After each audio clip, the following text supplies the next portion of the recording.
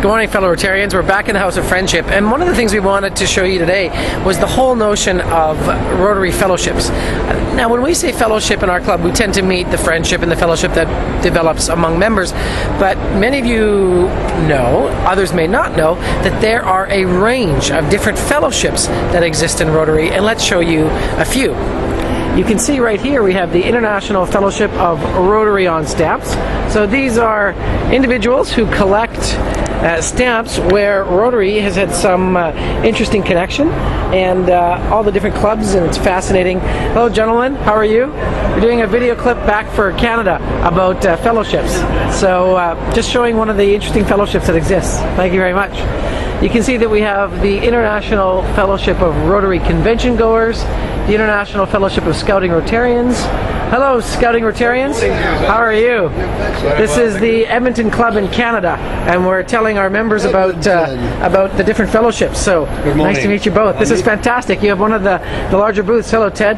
Nice to meet you. Not only one of the larger booths, but we've got a friend of yours in that part of the country. That Do you? Be a member, life member, and that happens to be Doug McDonald, who's your scout executive in Calgary. Fantastic. Well, I'm pleased to meet you both, all of you, and we're going to continue our tour. So thank you. Have a good convention. And there's a friend of ours from the Grand Prairie Club, President-elect Derek Hall, chatting with Henry about the International Skiing Fellowship of Rotarians. Henry was just telling me about the support for adaptive skiing that the Skiing Fellowship Rotarians in North America get involved with. Henry, want me to tell us what's happening? Yeah, the Skiing Fellowship was founded 35 years ago. They celebrated their 31st birthday this year.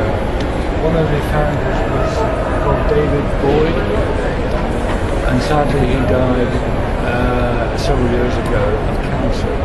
And in his memory, the club members set up the Davis Boyd Memorial Foundation to support adaptive ski programs.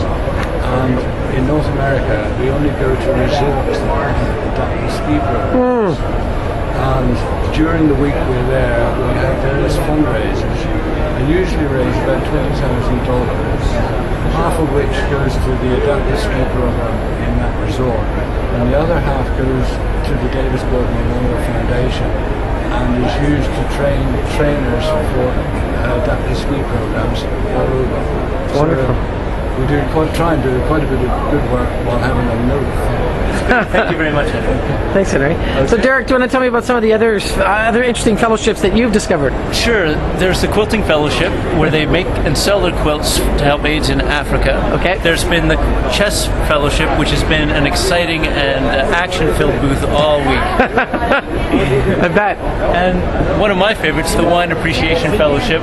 Not to mention the International Tennis Fellowship of Rotarians.